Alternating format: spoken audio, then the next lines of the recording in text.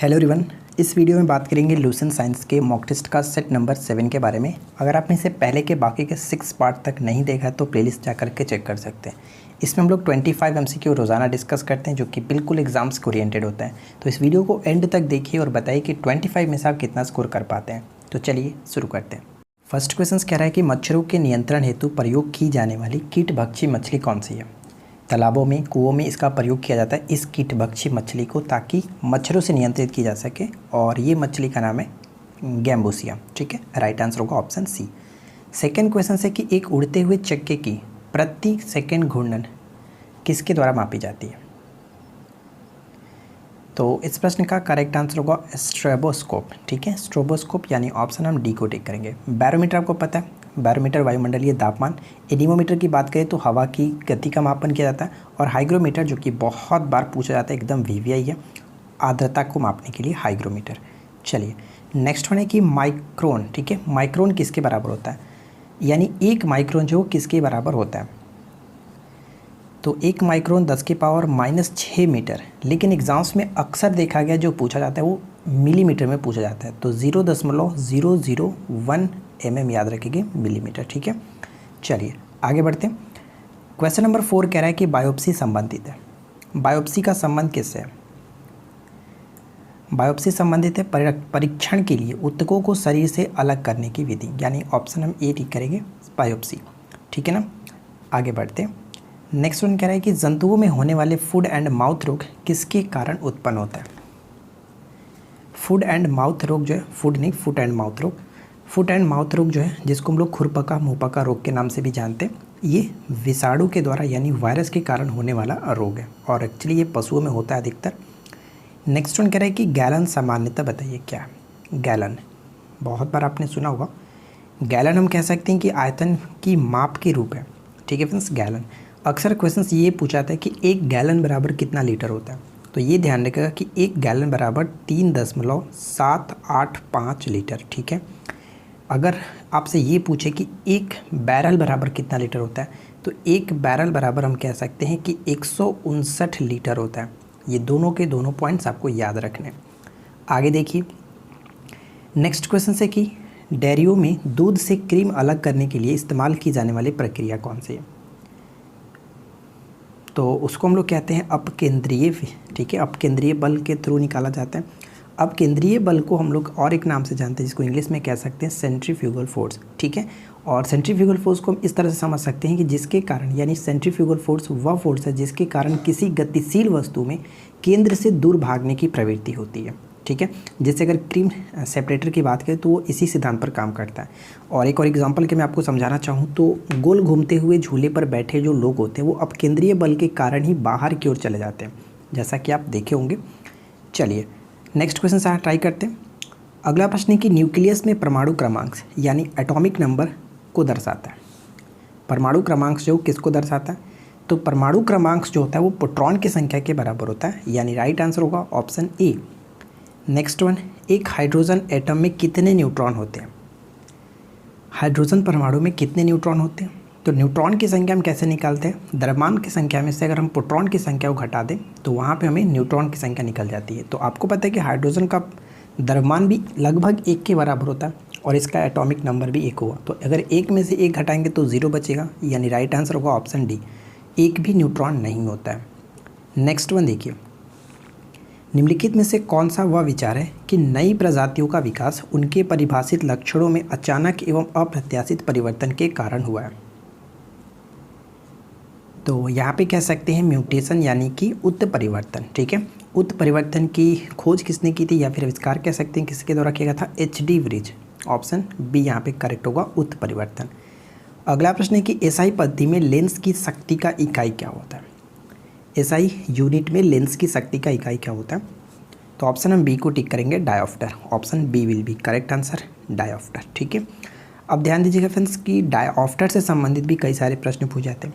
अगर फोकस दूरी f metre में हो तो वहाँ पे हम कहते हैं कि p = 1/f होगा। अगर फोकस दूरी सेंटीमीटर में दी गई हो तो वहाँ पे हम कहते हैं कि p = 100/f होगा।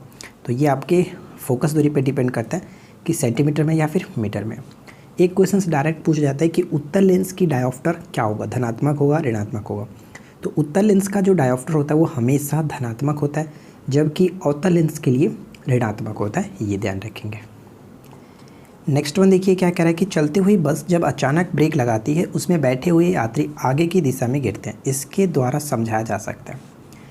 तो ये जो घटना हुई यहाँ पे क्या हुआ, पहले गाड़ी चल रही थी, यानी हम सिंपल सी भाषा में कहें अकॉर्डिंग टू ऑप्शंस तो न्यूटन के गति के पहला नियम, न्यूटन का गति का जो पहला नियम है, और इसको हम लोग जड़त्व के नियम से भी जानते हैं। तो अगर क्वेश्चंस में पूछ ले कि किस जड़त्व के कारण, विराम जड़त्व, गति जड़त्व के कारण ऐसा हुआ, तो बस पहले चल रही थी, यानी कि गति जड़त्व के कारण ऐसा हुआ। तो ये ध्यान रखिएगा, ऑप्शन हम यहाँ पे फिलहाल तो बी को टिक करेंगे, और ये गति जड़त्व के कारण हुआ है। नेक्स्ट वन क्या है, भारहीनता की अवस्था में एक मोमबत्ती की ज्वाला का आकार हो जाएगा कैसा। भारहीनता की अवस्था में, भारहीनता की स्थिति में पृथ्वी की जो गुरुत्वीय शक्ति होगी उसका मान बिल्कुल शून्य हो जाएगा, जिससे क्या होगा कि ज्वाला गैसों के साथ ऊपर नहीं जा पाएगी और ये गोलाकार हो जाएगा। ऑप्शन सी करेक्ट है। नेक्स्ट वन क्या है, निम्न में से किसे यसद पुष्प कहते हैं। यसद पुष्प यानी आपने अक्सर पेपर में देखा होगा, फिलासफर ऊल के नाम से किसे जाना जाता है। फिलासफर ऊल के नाम से हम लोग जिंक ऑक्साइड को जानते हैं। ऑप्शन बी करेक्ट है। कार्बन मोनोऑक्साइड विषाक्तता निम्न में से किसको मुख्यतः प्रभावित करती है। इसके पहले वाले हम लोगों ने सेट नंबर 6 में भी इस क्वेश्चन के बारे में डिस्कस किया था। ये क्या करता है, कार्बन मोनोऑक्साइड काफ़ी जहरीली गैस है, जो कि दम घोटू गैस के नाम से भी इसको जाना जाता है। क्या होता है कि रक्त की ऑक्सीजन को वहन करने की जो क्षमता होती है उसको ये ख़त्म कर देता है, और जिस वजह से मृत्यु हो जाती है। नेक्स्ट वन देखिए, कैंसर उपचार के लिए प्रयुक्त उत्कृष्ट गैस कौन सा है, यानी उत्कृष्ट गैस जिसको हम लोग नोबेल गैस कहते हैं। ठीक है, नोबेल गैस के रूप में यहाँ पे हम कैंसर उपचार में प्रयोग किया था रेडॉन। ऑप्शन डी को टिक करेंगे। रेडॉन एक रेडियो सक्रिय तत्व भी है, और इसका उपयोग रेडियोथेरेपी के रूप में कैंसर रोग के इलाज में किया जाता है। रेडॉन के संबंध में बात करें तो इसकी खोज डॉर्न ने किया था, और रेडॉन की प्रतीकानुसार की बात करें तो यानी कि इसको जो सूचित किया जाता है आरएन से परमाणु संख्या 86 होता है। तो ये सभी याद रखेंगे। नेक्स्ट वन जो कि बहुत बार पूछा गया कि सूखी बर्फ़ क्या है। ड्राई आइस क्या होता है, तो ठोस कार्बन डाइऑक्साइड होता है। ठोस कार्बन डाइऑक्साइड होता है। ऑप्शन हम ए को टिक करेंगे।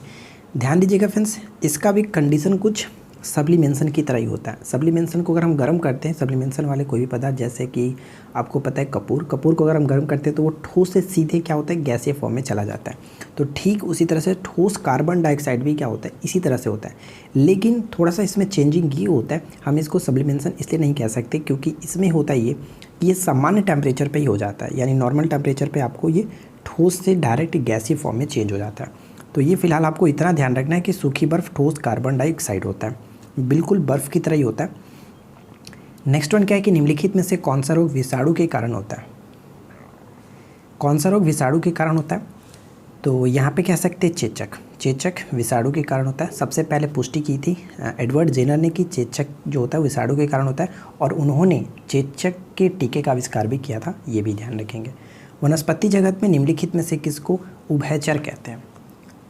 जल स्थलचर यानी उभयचर कहा जाता है bryophyta. One of the most important questions bryophyta. Next one देखिए, फूल गोभी में पौधे का उपयोगी भाग कौन सा है। फूल गोभी में पौधे का उपयोगी भाग कौन सा है, तो ऑप्शन हम सी को टिक करेंगे, ताज़ा पुष्प समूह। सी विल बी राइट आंसर। सामान्य प्रयोग में आने वाला मसाला लौंग कहाँ से प्राप्त होता है। सामान्य प्रयोग में आने वाला मसाला लौंग कहाँ से प्राप्त होता है, तो मसाला लौंग कह सकते हैं पुष्प की कली से। ठीक है, पुष्प की कली से, सी करेक्ट होगा। नेक्स्ट वन देखिए, 5 जगत वर्गीकरण किसने दिया था या फिर किसने किया था। 5 जगत वर्गीकरण किसके द्वारा किया गया था, विटेकर। ठीक है, Whittaker. Option A correct answer हो जाता है। नेक्स्ट वन क्या है कि प्रकाश संश्लेषण होता है। प्रकाश संश्लेषण पत्तियों में मौजूद क्लोरोप्लास्ट में होता है, यानी ऑप्शन हम सी को टिक करेंगे। ठीक है, क्लोरोप्लास्ट में। नेक्स्ट वन क्या कह रहा है कि तितलियों का अध्ययन क्या कहलाता है। तितलियों का अध्ययन इससे पहले वाले वीडियो में आपको ऑलरेडी बता चुका हूँ। तितलियों के अध्ययन को हम लोग लैपिडेट्रियोलॉजी के नाम से जानते हैं। सी बिल्कुल करेक्ट आंसर है। और देखिए आज के इस वीडियो का आखिरी प्रश्न ये कि निम्न कथनों पर विचार कीजिए। पहला पॉइंट कह रहा है कि विटामिन ए की कमी से ज़ीरोफेथैल्मिया नामक रोग होता है, क्या ये सही है। सेकेंड पॉइंट ये है कि विटामिन ए को हम लोग संक्रमण रोधी विटामिन भी कहते हैं। तो ध्यान दीजिएगा फ्रेंड्स, पहला पॉइंट्स बिल्कुल का सही है, जिसको हम लोग विटामिन ए की कमी से ज़ीरोफेथैल्मिया के साथ साथ एक और होता है कलर ब्लाइंडनेस नहीं यार, नाइट ब्लाइंडनेस, ठीक है, यानी कि रतौंधी जिसको कहते हैं वो हो जाता है। यानी ए भी सही है और बी भी सही है, संक्रमण रोधी विटामिन होता है क्योंकि यह जीवाणु का शरीर पर संक्रमण रोकता है, इसको हम लोग संक्रमण रोधी विटामिन भी कहते हैं। दोनों के दोनों पॉइंट्स बिल्कुल सही है, ऑप्शन हम सी को टिक करेंगे, दोनों 1 और 2। तो देखिए हम लोगों ने यहाँ पे 25 MCQ का कवर किया। उम्मीद करता हूँ कि आप लोगों को वीडियो अच्छा लगा होगा। बहुत ही छोटा सा वीडियो था लेकिन काफ़ी इन्फॉर्मेटिव था। वीडियो पसंद आया तो वीडियो को लाइक कर दीजिए, दोस्तों के साथ शेयर कर दीजिए। हम मिलते हैं आपके साथ इसी प्रकार के किसी और वीडियो में नेक्स्ट टॉपिक के साथ। Thanks for watching, keep learning, have a good day.